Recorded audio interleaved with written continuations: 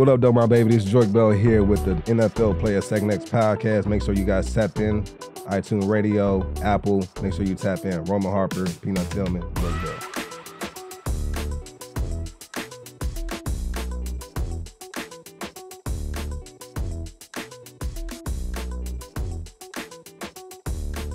Welcome to the NFL Players Second Acts podcast. I'm Peanut Tillman, and this is the fifth member of the Four Tops, Mr. Roman Harper. What's up, baby? How you doing? I don't even know who the Four Tops is, but thank you. Come on, you on Motown, baby. It's like my bad, dog. I figured it was something up here. Something old. Yeah, I knew it was something old, but I didn't know. My bad. Well, anyways, let's talk about what we always talk about, which is this podcast right here. And for all of our listeners and viewers that are always tuning in, make sure you give us a 5-star rating, like I always tell you to do.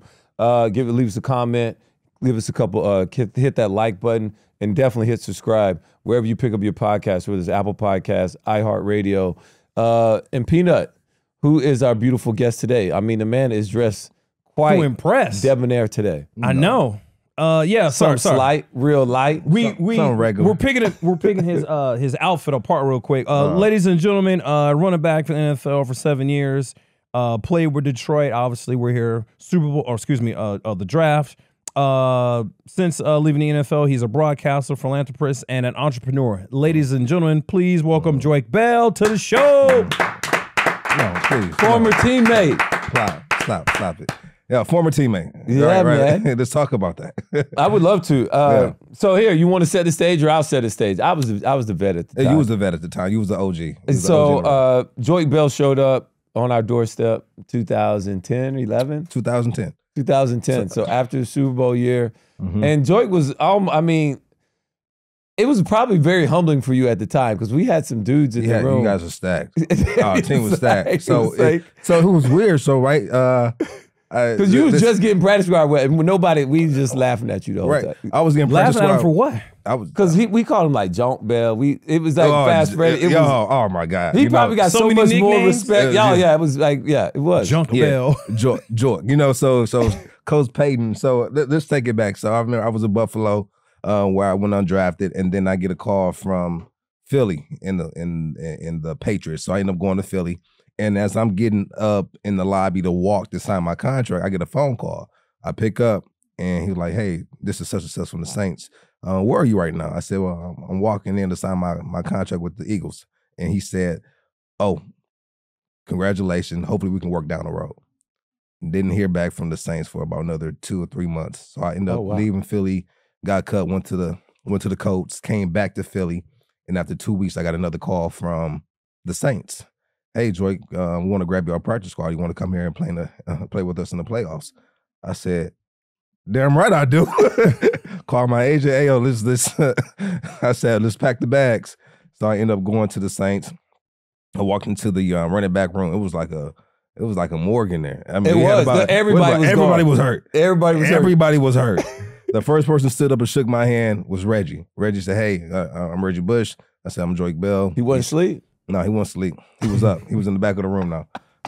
Now, when he came to Detroit, he would be sleeping there. But no, so I went in there. It was about another 10 running backs in there, and they was all hurt. Yeah. So I think the only running backs that were still up was Julian Jones. Yep, Julius Jones. And then Heath Evans was still up. Yeah, but Heath Evans, Chris Taylor. You remember Chris Taylor? Yeah. And Reggie. And so we go to our first game was in the playoffs that year was the Seahawks. Yeah. With Seattle, and we go to play the Seahawks, my first game, and I had played with Marshawn earlier that year in Buffalo before he went there. And so I knew what type of running back he was, right? I knew what type of dog he was. But that run right there, I mean, that's the Beast Quake. The Beast Quake. Yeah. To see that in person, because you was on the field, right? I was on the field. I wonder what that looked like just being on the sideline, because we had about 8 guys missing, and it was just like, and I'll be honest, I think we kind of walked in there like, we all right, we good. We just won a Super Bowl. We just beat this team by like 30, like 3 weeks before this. Like, yeah. We kind of slept walk in there, and it was not good. It was not good. And so Super Bowl high, the hangover. That's what y'all was probably on still. We also didn't have no running backs. Like, I remember trying to do a 2-minute at the end of the game. So what happened was we went in there with Reggie and Julius and Chris Taylor, and Heath. Those was our 4 running backs. That was my first week there, so I didn't know the playbook. So they had me sit on the. You remember who was it? Brett. Yeah, the running back. Brett. So I'm sitting with Brett the entire flight, 4.5, 5 hours. We going over the playbook on the flight there. We get there, and then Reggie was hurt. Yep. He thought he broke his leg, and then Julius ended up getting a concussion. So he was out for the following week. And so on a flight back, he was like, "You gonna have to sit with me on the way back to learn the playbook." So when we lost that game, he said, "Okay, we don't have to go over the playbook anymore because if we did win, you were starting next week." I said, "Wait, what?" Wait, Heath taking. I don't know. They didn't. Did they not trust Chris? I don't know. Heath was doing 2 minutes, and I ain't never seen Heath. I never seen not Heath one time out there. In 2 or 3 years, like in my head, I'm thinking like, why did they put Chris in? I have no idea. No idea. And so all faith was in you.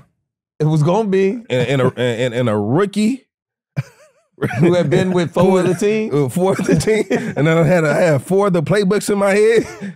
That's cool. They can sign me up. I'm here for it. But yeah. So the following year, I was with the Saints, and from there, it's kind of like where everything just started to go uphill for me. Yeah, but we had some dogs. They ended up drafting Mark Ingram the following year. Brought on the Darren Sproles. They still had Chris Ivory. Yep. Hurricane Chris, you tote that pill. They had Pierre Thomas. Yes. Best screen runner to me in the game at the time. Yeah. I mean. It's amazing probably all the little things that you got to learn just being around a few of those guys. Yeah. You know what I mean? For the short time not the short time, but a couple of years you're with us. Mm-hmm. And then taking it on to the next part of your career where you really flourished at. Mm-hmm. I mean, we were sitting there just cheering for you because we just like, damn, that boy. Because you balled in preseason. Yeah. You balled in preseason. No thanks to, who was our trainer? Scotty. Was it Scott? Scotty? Oh, Scotty. Yeah, Scotty. Oh, God. I'm not going to throw Scotty Patton under the bus. No, we're going to throw him under there. I just did. We'll throw him under there. Let's just drive over him on the bus at 2 miles an hour. He's actually on the UFL. I saw him on TV. He's at the NFL now? Yeah, no, he's been out a couple of years, but he's with the UFL. He's head trainer somewhere else. But, hey, man, I'm not going to throw Scotty under the bus, but yeah. You're a good guy. All right, so I'll just tell you a quick story. It was me, a trainer, and a doctor in the room. Doctor said, "Listen, don't touch the field until I come back and see you. You're gonna be down 6 to 8 weeks." I said, "Fine." The next day, I'm not gonna say a trainer name, but the trainer said, went back and told the coaches I can practice the next day, and had me out there with a tour PCL, and how to have me do inside run drills. And so I got heated. I got mad. I said, "You know what? Give me a compression sleeve. Give me a brace. I'll play through it." And end up leading the team and rushing and receiving that in that preseason. Yeah. And I remember Coach Payton called me up to his office. "Hey, Joique." Hey, I'm like, "It's Joique, Coach." That's what I said. I said, "Joique, come on in here." So I come in. I don't know who the guy at the time was telling you bring your playbook. Oh yeah, so the Grim Reaper. Yeah, the Reaper. Everybody got a Grim Reaper. Yeah, so the Grim Reaper comes. He tells me to bring my playbook. Coach wants to see me. I'm like, yeah, I'm out of here because they got Pierre, they got Mark Ingram, they got Chris Ivory, Darren Sproles. They don't need a 5th running back. And so I'll go in there. I sit down. He sits behind his desk, hits the button, it closes the back door to the room. Yeah. I said, "Oh man, this is gangster. This gang." He said, "Oh, you like that?" I said, "Yeah, that's pretty gangster." He said, "Listen, Joique, we didn't want to go into the season with 5 running backs, but you played so good, you made us keep you." And I said, "So I'm on the team, right?" He said, "Yes, you're on the team." He said, "I just had to let you know that in person that, just keep doing what you're doing. We really like you, and we feel like you might have a future." I said, "Great." But what happened was I damaged my knee so bad that while I was trying to play on it, I had to sit out for a couple weeks at the beginning of the season. And so they ended up bringing in another running back off the street. I forgot his name, and he did well. And I remember Coach Payton brought me back into his office and said, "Hey, Joique, get healthy because we just caught a guy off the couch and he looked pretty good." And the first thing I can think of was who was the baseball player that got injured? Oh, the one that what's his name came in and never got to play again. Right, and never played again. Wally Pill. That's it. Yeah, that's it. And that story just went in my head. And so I made a valiant effort to get back healthy and get back on the field. And then that's how I end up getting signed with the Lions later on in the year. I had to choose between 3 teams, the Broncos, the Vikings, and the Lions at the end of the year, and I ended up choosing the Lions. Great pick. It was a great choice at the time. I can come here, I can compete, I could. I was more marketable here. Yeah. It was, it was home, and it was home for me, right? Right. Yeah. And so it was great for me to come back and play for the hometown team. You say on your Instagram, it says, Say it again. Say it out loud. Ben Harbor raised me, but Detroit made me. Yes, sir. Yes, sir.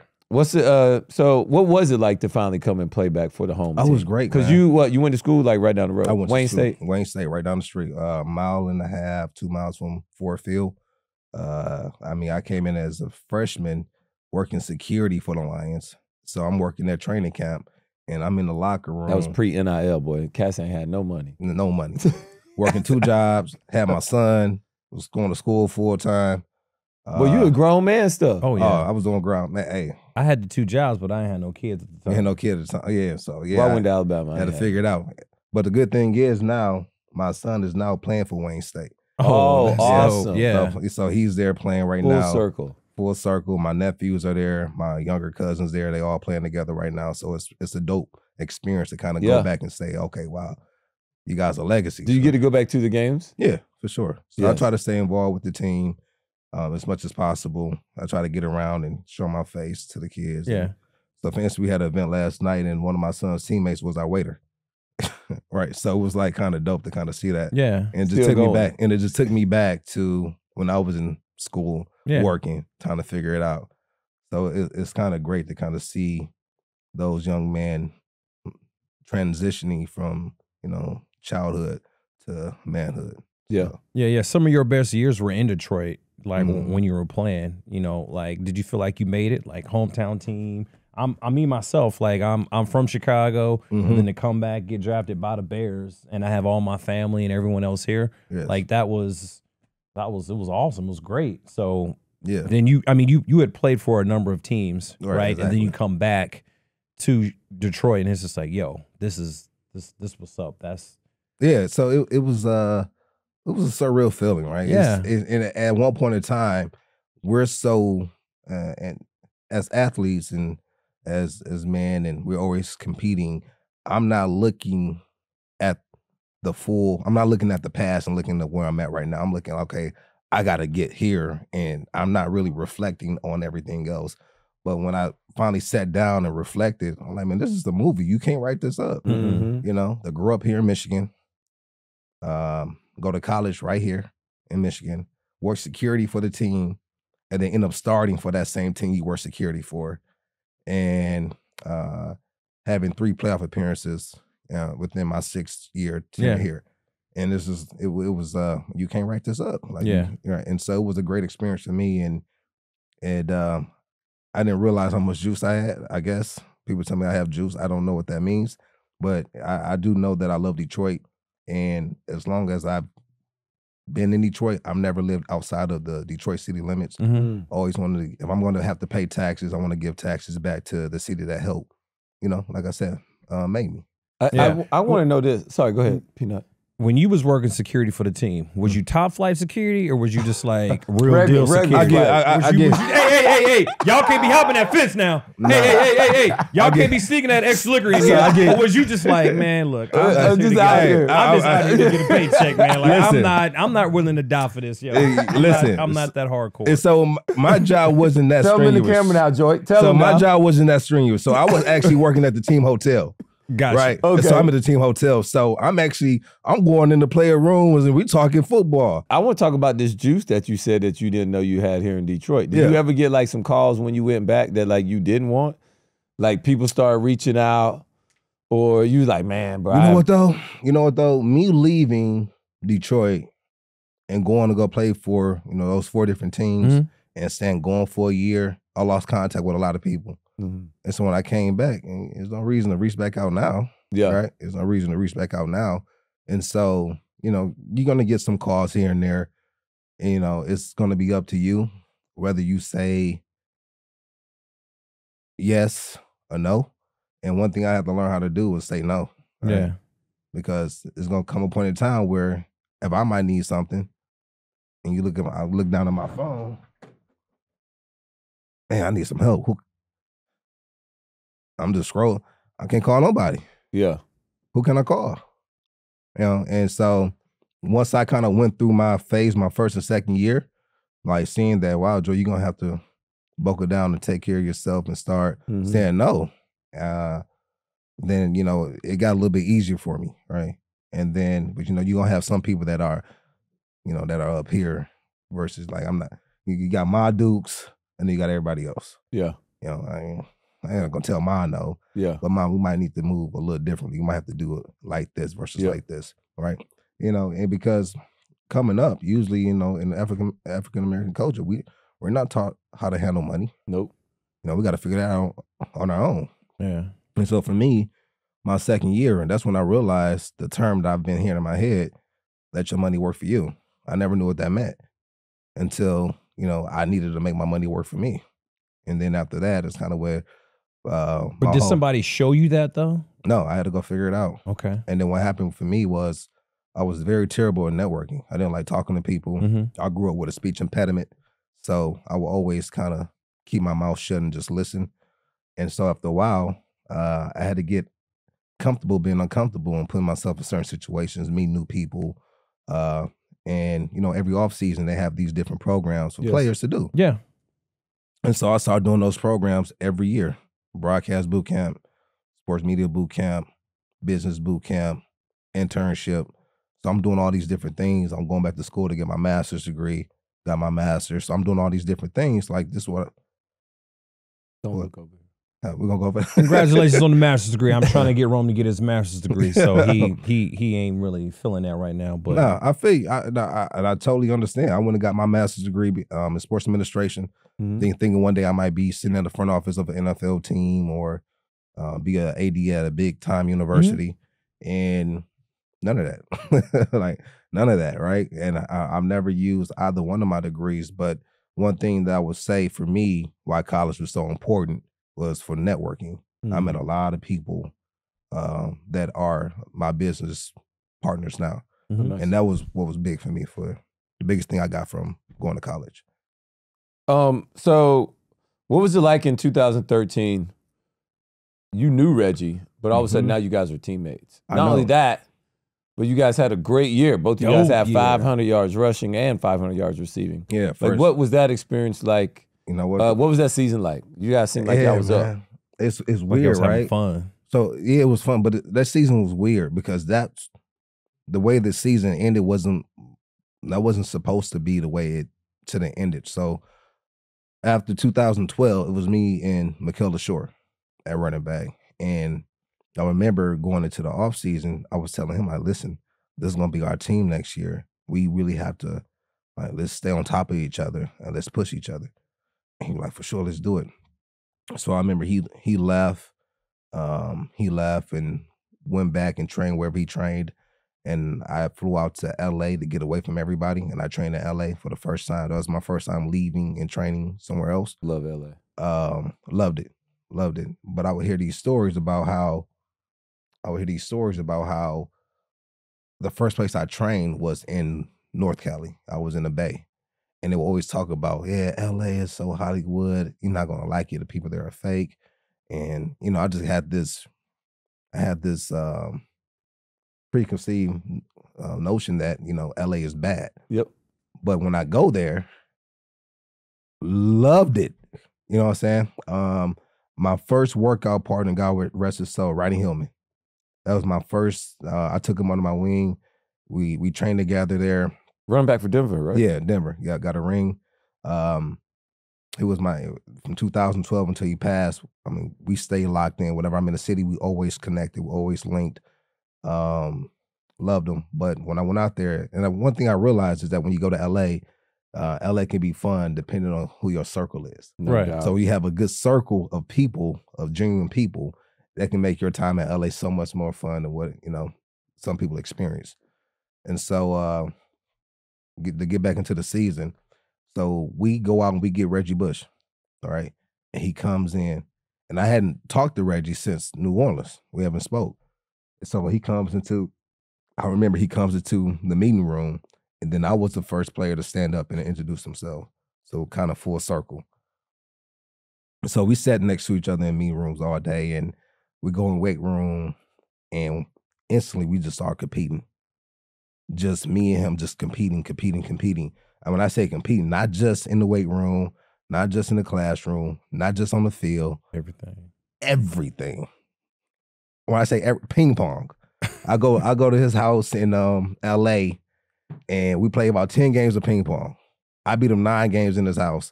And I said, Reggie, I gotta go. He said, no, one more game. He's like Michael Jordan, just like one more game. Like and then after he wins, so I let him win a game. I let you win a game.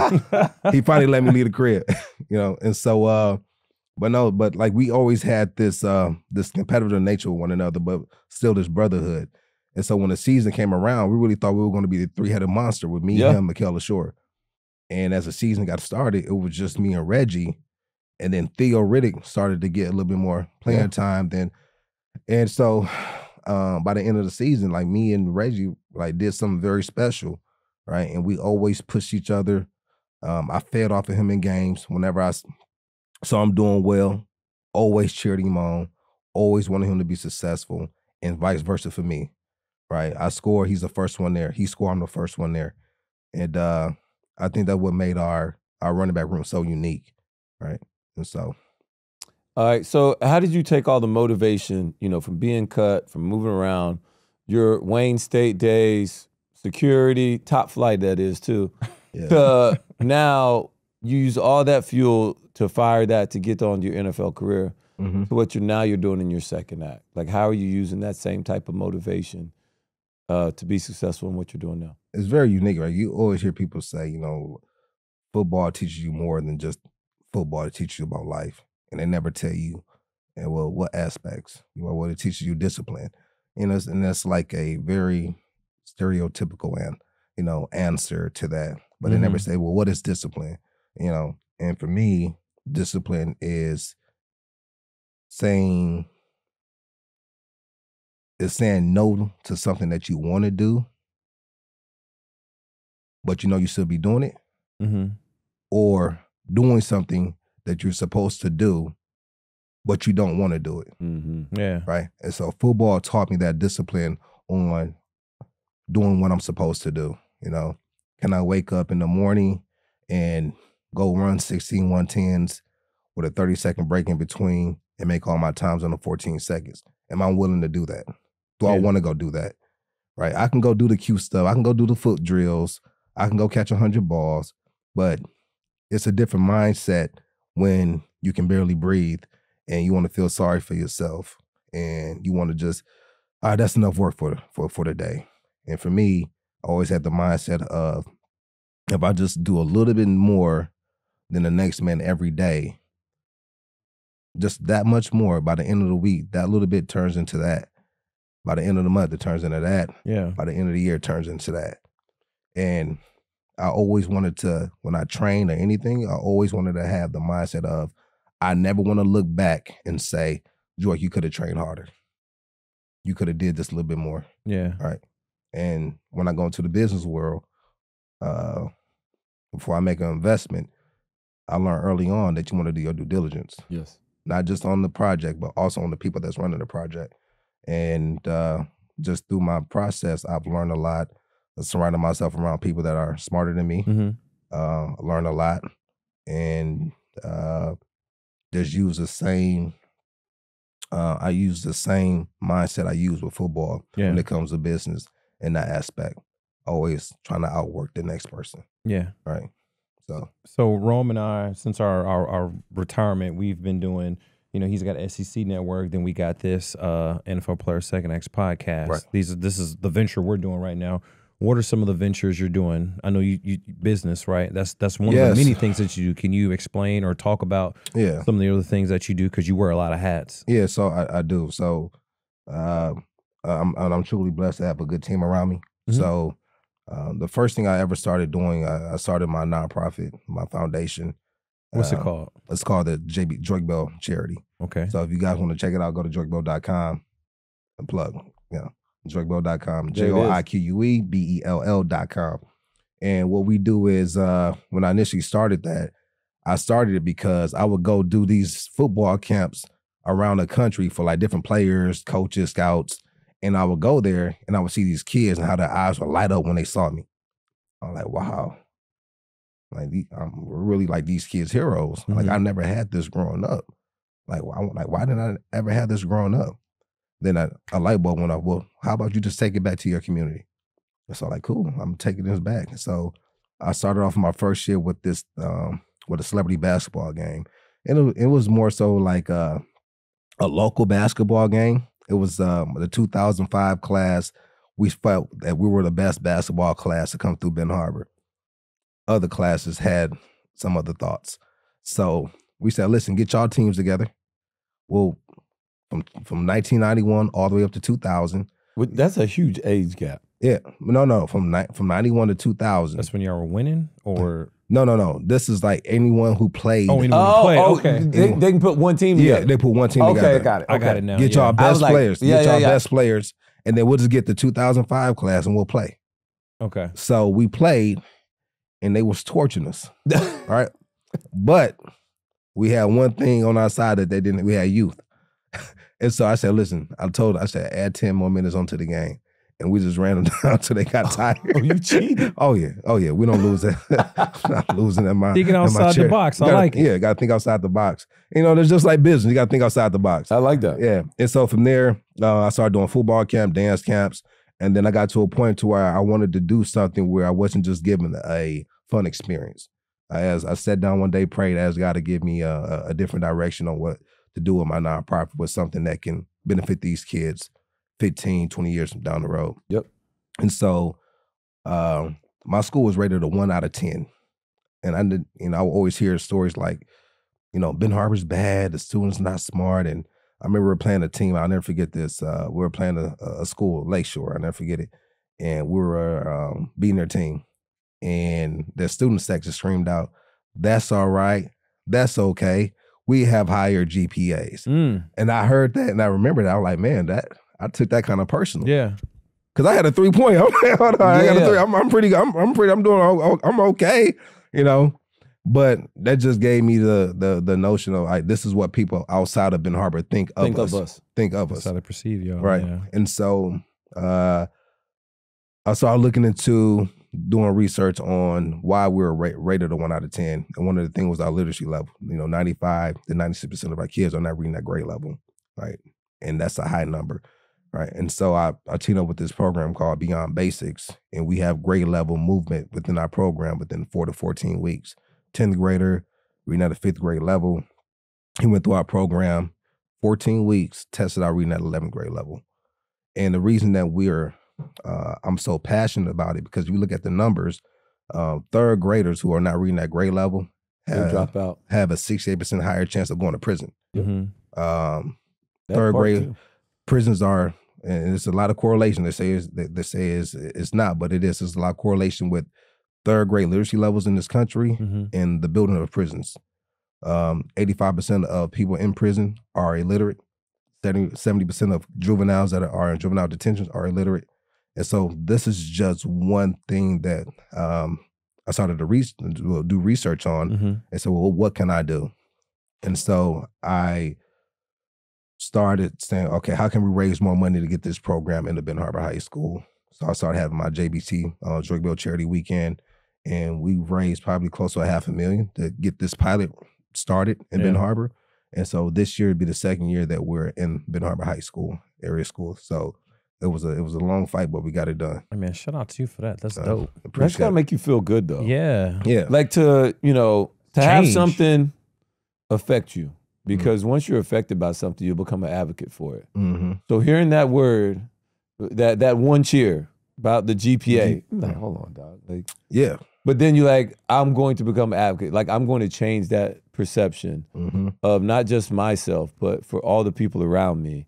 And you being the steward of it all. I think that's a big hats off to you, Joique, because I didn't know you had accomplished that. Yeah. And that is why we have charities. That is exactly why you do the things that you do. And it's not for the praise. I give it to you now. But it's hopefully to see, like you said, see lives change 10, 15 years down the road. Yeah. And it's just I think the most rewarding thing though is seeing the outcomes, right? Or even the kids who don't know they need it, right? Come here and the thing is the kids are not only dealing with this, but they're also dealing with, issues at home. Like they have to grow up faster than what they need to be. So I'll give you a quick story of how I even met this program. I came back in town from a trip, and the Lions called me and said, "Listen, Joique, somebody canceled on this speaking engagement tomorrow. Are you in town?" I said, "I actually just got back in town today. What is it?" And they said, "Well, you're going to speak to a group of kids. Just tell them your story, and it should be easy." So I'm like, "No problem." So I go there, I give my story, I give my spiel.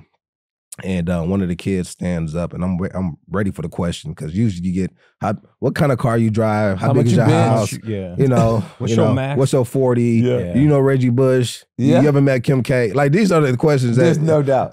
I got that question so many times. You know Reggie Bush? Yeah, all these questions, right? So I'm getting these questions, and this kid stands up. I'm not lying. It's the rawest question I've ever been asked. I've never been, and it was. He worded it so eloquently, and he said, "How are we supposed to come into school every day, and these teachers want us to learn, but we don't have food at home, we don't have water, we don't have clean clothes, and we don't know when our next meal is coming. How do they expect us just to forget all of that and just focus on school?" And I said, "Wow, that hit you. That hit me, right? It took me back to my childhood." And did you tell them you don't know? Like, because there is I no didn't. answer. It was so, the answer was so organic, so authentic. I remember bits and pieces, but luckily, the news was there and they captured what I said. But I couldn't even tell you what I said. But I do remember one part where I said, "Listen, this is not your life. This is just a moment in your life. Yeah. And if you can figure out a way to get past this right here, when you get into the real world, it'll be a piece of cake for you." And so he kind of looked at me, nodded his head, and sat back down. And so usually when I'm done doing speaking engagement, I just do it and I dip. I sat in the first row for the rest of the program. Yeah. I wanted to meet the person who was the president of this organization. And so her name was Pam Good. I meet her afterwards, and she says, like, "Listen, you want to come by the headquarters? We can show you what we're doing." All the kids that were in here, this was the weekend. Every kid that was in there was volunteering to be there. It was over 100 kids there. What's the age? It's K to 12. K to 12, okay. Yeah, it was K to 12. And so I go to the headquarters. She pulled out this big book, and she shows me all the kids that they worked with that year, what grade they were in, where these kids were at when they tested them, like at the beginning, to assess them, and then what they tested out at. And I said, "Wow, these numbers, like people moving up 7, 6, 7, 8 grade levels in 14 weeks. Like, I need to see what you guys are doing." So I go out to one of their sites, and I'm looking at the interaction between the student and the tutor. And after about 30 minutes, I stopped the session and said, "Listen, can I ask the student a couple questions?" She said, "Yeah, go ahead." And I asked the young lady, I said, "What do you like about this program?" She said, "Well, I like that it's helping me to push me through. Like I'm reading words and I'm able to sound out words that I've never thought I would be able to do." And so I said, "Okay, so what's the most influential part about this?" And she basically said that my tutor, like she comes to my games, we talk about life, we talk about things I have going on, and she's the most consistent person I have in my life. And I said, "Wow." I said, "Wow. I need this program in Ben Harbor." And so that's when I started fighting to get it there. Yeah. Yeah. So I'm a man of quotes, and I think quotes resonate with me because typically whenever I'm going through something or I've been through something, I've read something on the wall and I'm just like, and this particular quote or whatever, it's gotten me through something tough. So I want to read a quote to you real quick. Yeah. Does your environment control your thinking, or does the way you think control your environment? How does that drive you to make you do what you're doing right now with all of the community things, your foundation, the charity work? What does that quote resonate with you, or why does that quote resonate with you? Because I think, what was that, straight out of Compton when he said, we're just talking about, this is our news. When we open up our front door, this is what we see. Right. Right. And so it's just having that different outlook, right? If you have to go out and see that every single day, right? You have to, in your subconscious mind, it's going to start to resonate. Okay, this is it. A lot of kids from Benton Harbor, they've never been outside of Benton Harbor. They don't know what it's like to go to LA, go to Miami, go to Greece, go to Paris. All they know is Benton Harbor. Right. And I remember growing up, my mom told me, she said, Joique, it's a whole world out there outside of Benton Harbor. And I was a kid. I'm like, Benton Harbor's great. I love it here. I don't have to go anywhere. But as a kid, I mean, I don't know I was in poverty. I just know that I had a mom that loved me, I had my sister, I had my grandparents, and I was blessed. I didn't know that, us, taking our water hose, connected it to our neighbor's house, then connected our hose to our house, turning their water on to give us running water in our house, and then we filling up jugs of water and storing it for a week at a time. So, cause we don't know when our water is gonna either come back on or or if it's gonna get cut back off. At the time, we're not in poverty. It's just life. I don't know. I don't know. Our iron doesn't work, so we have to turn on the stove, put the iron on the stove, let it get hot, then iron our clothes that way. I thought that was just the way of living, but as you get older, you're like, oh, we was in poverty, but it didn't feel like poverty. Right. We was just kids growing up, right? And so I never, once I figured that out, I never had the mindset of, I'm poor. Yeah. Right? I always knew that I was going to have some type of success. From the age of 8, I knew I was going to the NFL. I knew it. No one could tell me anything. My senior season, my mom said, Joique, what are you going to do after this year? I said, I'm going to the league. But what happens if you don't? Mom, I'm going. Joique, who you been talking to? Nobody. Then how do you know? Like, Mom, I just know. Just felt it. I just knew. It was too much. I did too much work to not make it. Like, I put in too much work. No one's ever worked, like in my mindset, nobody ever worked as hard as me. And what people don't realize, when I graduated from Wayne State, I was top 10 in rushing. I was top 10 in scoring. I was top 10 in all-purpose yards in NCAA history. Division 1, 2, 3, 1AA history. And I didn't even know that until after I finished, right? And so even after doing all of that, winning the D2 Heisman,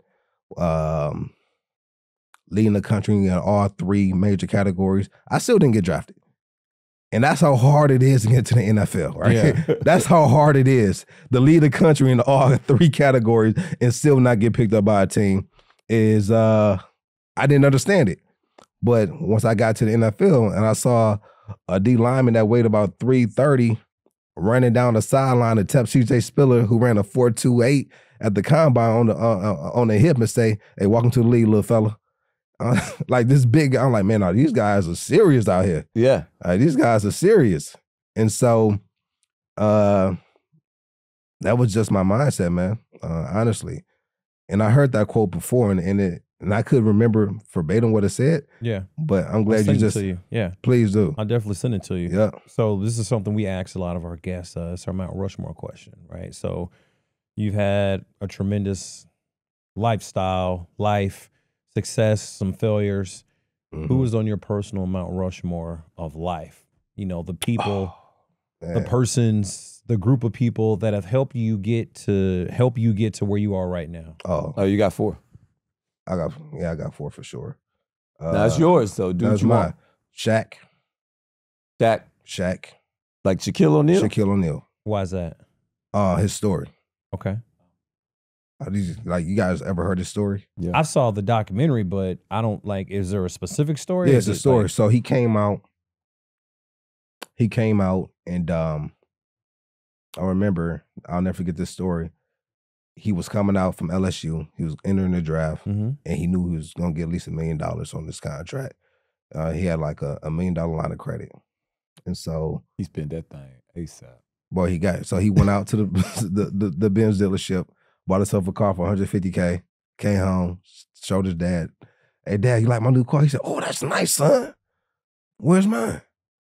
He said, you know what? You've been a good dad to me.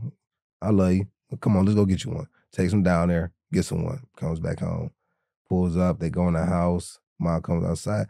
Baby, those are some nice cars. She's like, yeah. Like, where's mine? Come on, Mom, let's go get you one. Goes down there, another 150. He all in 450K. And then, the draft is coming up, so he said he go get his jewelry, his custom suits, all that. Got to do all that. He said he ended up getting a call from a family friend who was the banker. He said, hey, Shaq, can I talk to you for a second? He said, yeah. He said, hey, you know how to read bank ledgers? He like, yeah. He said, all right, I want you to go through this with me. And after they got done going through it, he said, you're, $180,000 in debt right now. He said, what you mean? I'm about to get $1 million on my contract. He said, but yeah, Shaq, you don't have to pay taxes. He said, oh, he didn't really know nothing about taxes. Yeah. Nope. And so the guy on the phone tells him, Shaq, you're a smart kid. He's like, we know you're going to get paid. We're going to set this $180,000 aside right now. We're not going to count this against you.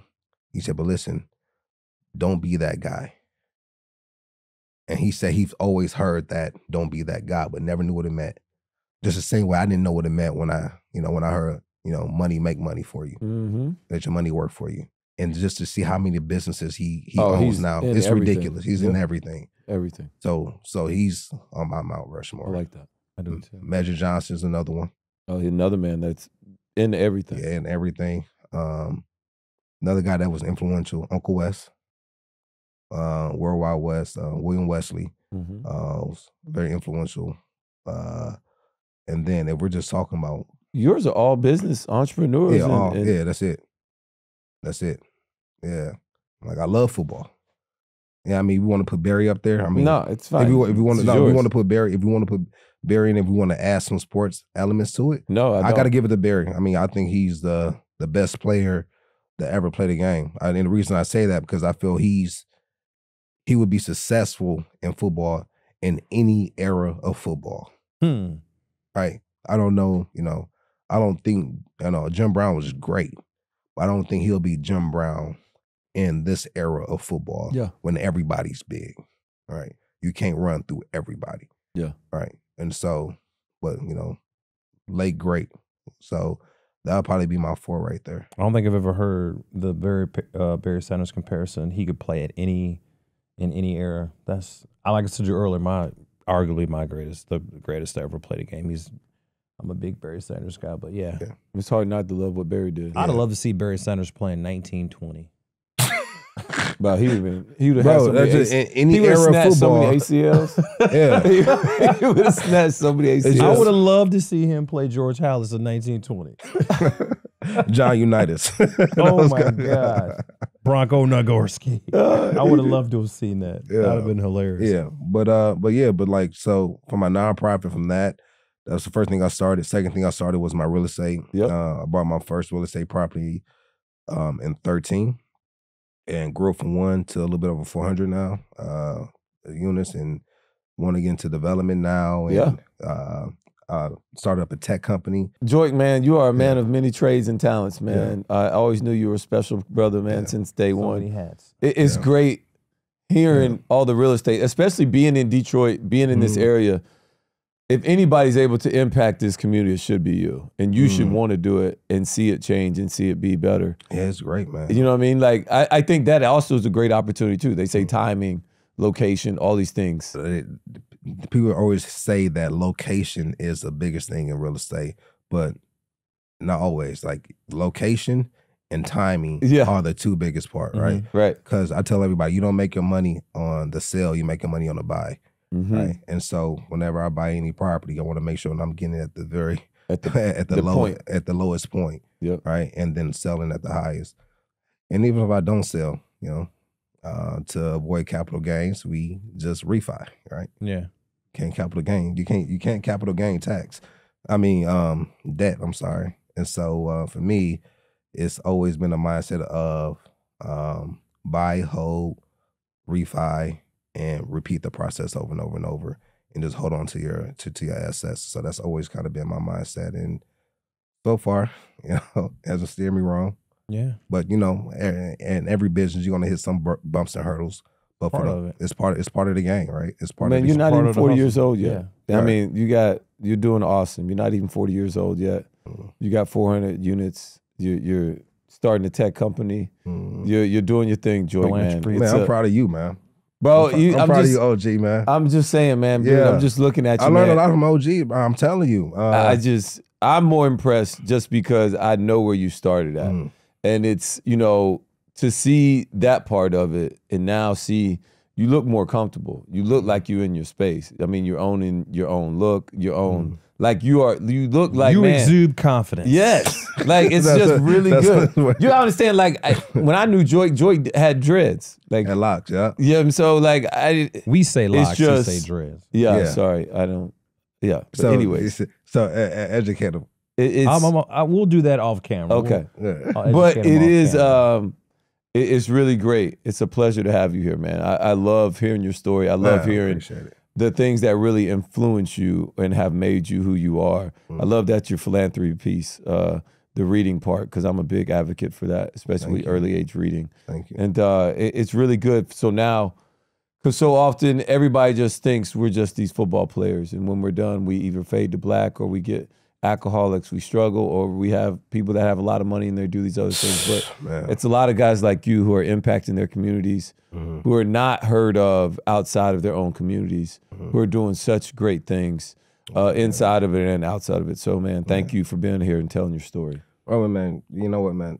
I thought to this point, Nate B was one of my favorite people to transition from the sport to sitting in front of a camera. Very impressed with you two. Very impressed. You guys are up there. I didn't, this is my first time like really sitting in and doing it, but you guys are up there. Seriously. We'll take it, man. Anytime we can be compared to Nate Burleson, man, that's good. Yeah. We got 2 compliments today. Got great compliments That's today. awesome, man. Yeah. I just want to say thank you for blessing us, man, with your presence and your energy and your story and just everything you're doing. I'm inspired to go do some business now. I'm definitely inspired to do some refi. Refi. I mean, refi scary right now, depending on where you got it already. It is, but I'm ready to do it. Yeah. Well, all right, man. Let's get us up out of here, man. I appreciate it, Joique. I want to talk to you about the reading thing though after we get out of here. Yeah, for sure. Well, thank you all to our listeners and viewers wherever you pick up your podcast, whether it's Apple Podcasts, iHeart. Make sure you give us a 5-star rating, give us a review, leave a couple comments, tell us what we're doing great, and if we're doing something bad, talk to us then too. Make sure you hit that follow button. Tell a friend to do what, Peanut? Tell a friend. There we go, baby. And let's keep this thing moving, man. Hear more and more great stories from other former guys in their second act, like Joique Bell, that's really killing the game, man, in so many different facets of life, man. Really proud of you. Thank and you. Just love hearing your story from a former teammate when the man was almost a throwaway free agent. Doing big things in the Big D, man. Proud of you, man. Really, really beautiful story, man. Peanut, man, get us out of here. Hey, I'm Peanut. That's Joique, and this is the Fifth Top, Mr. Roman Harper. Thank y'all for tuning in and listening to the NFL Players Second Act.